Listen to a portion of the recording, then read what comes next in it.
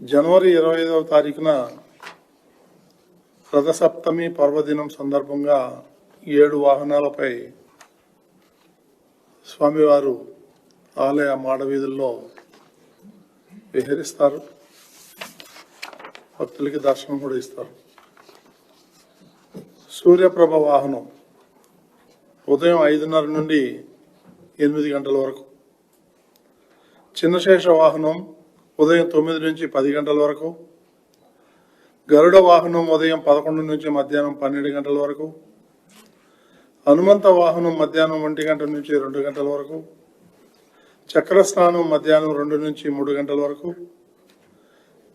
కల్పవృక్ష వాహనం సాయంత్రం 4 నుండి 5 గంటల వరకు, సర్వభూపాల వాహనం సాయంత్రం 6 నుండి 7 గంటల వరకు, చంద్రప్రభ వాహనం రాత్రి 8 నుండి 9 గంటల వరకు. ఈ విధమైనటువంటి ఈ కార్యక్రమం 25వ తారీఖు నాడు ఉదయం నుంచి రాత్రి వరకు ఏర్పాట్లు చేయడం జరిగింది. ఈ సందర్భంగా శ్రీవారి బ్రహ్మోత్సవాల వైకుంఠ ద్వార దర్శనాలను విజయవంతం చేసినట్లుగానే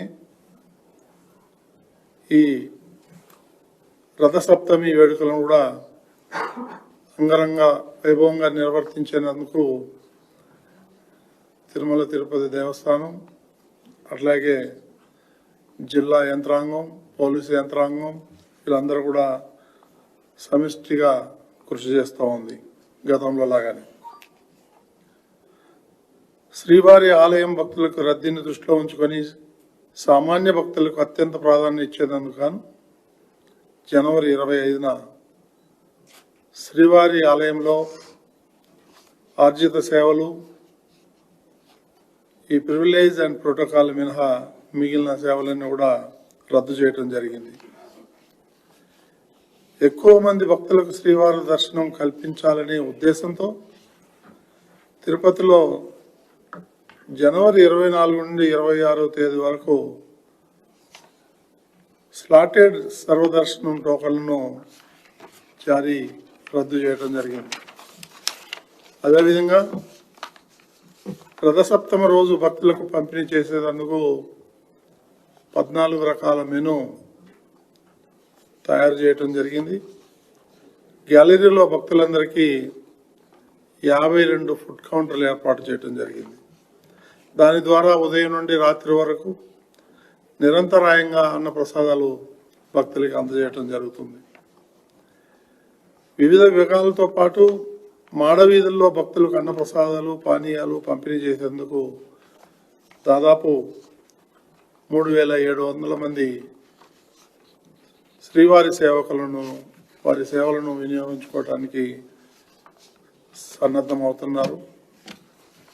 అదేవిధంగా విజిలెన్స్ అండ్ సెక్యూరిటీ 1260 మంది పోలీసులు, 1200 మంది విజిలెన్స్ సిబ్బందితో పటిష్టమైనటువంటి భద్రతా ఏర్పాట్లు చేయడం జరుగుతూ ఉంది.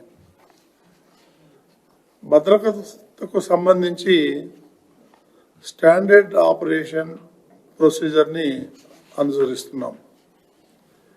టిటిడి భద్రతా విభాగం జిల్లా పోలీసు యంత్రాంగంతో సమన్వయం చేసుకొని భద్రతను ఎప్పటికప్పుడు పర్యవేక్షిస్తూ దానికి కావలసినటువంటి ఏమైతే కావాలో దాన్ని కూడా మొత్తం సమకూర్చుకోవటం జరుగుతూ ఉంది.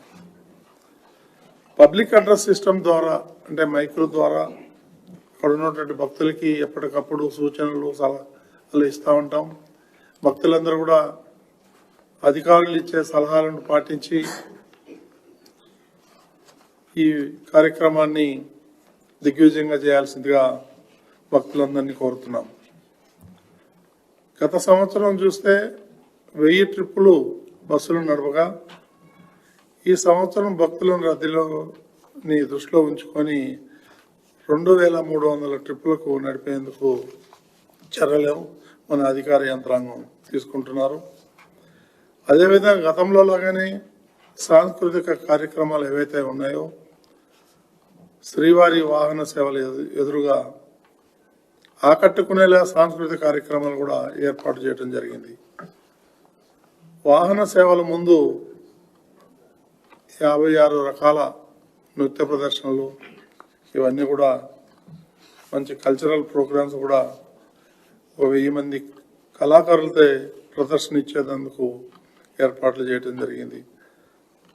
అదేవిధంగా భక్తుల సౌకర్యార్థం మామూలుగానే వాళ్ళకి కావాల్సినటువంటి శానిటరీ ఏదైతే ఉందో పారిశుద్ధ్యం,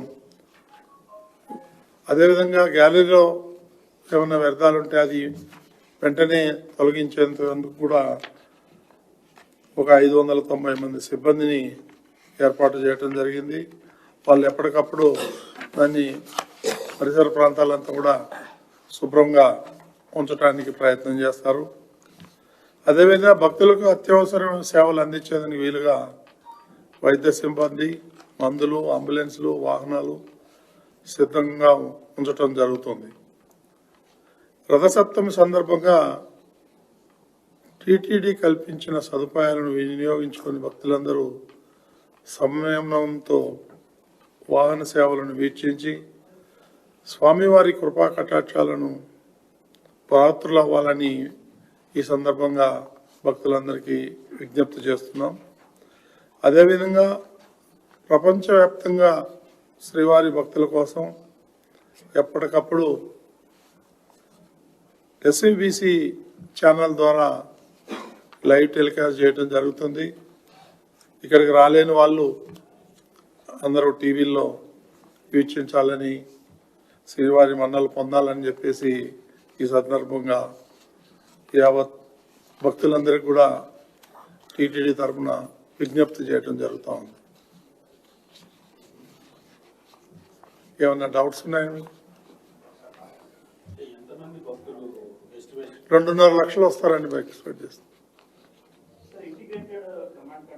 అది యాజ్ యూజువల్గా ఉంటుందండి. ప్రతిసారి మనం దాన్ని చెప్పక్కర్లేదు. అది already it is in force.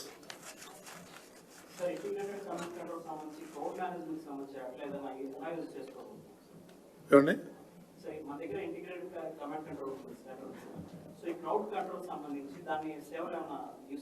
వినియోగించుకుంటామండి, తప్పకుండా వినియోగిస్తాం.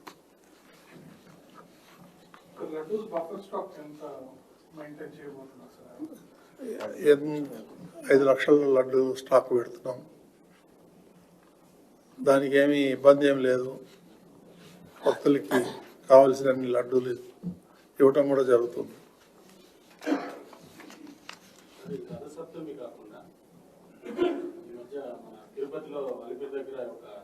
ఆ తర్వాత మాట్లాడదామండి సబ్జెక్టు. ఆ తర్వాత నేను పర్సనల్గా మాట్లాడతాను. This is not the time. Okay, thank you అండి.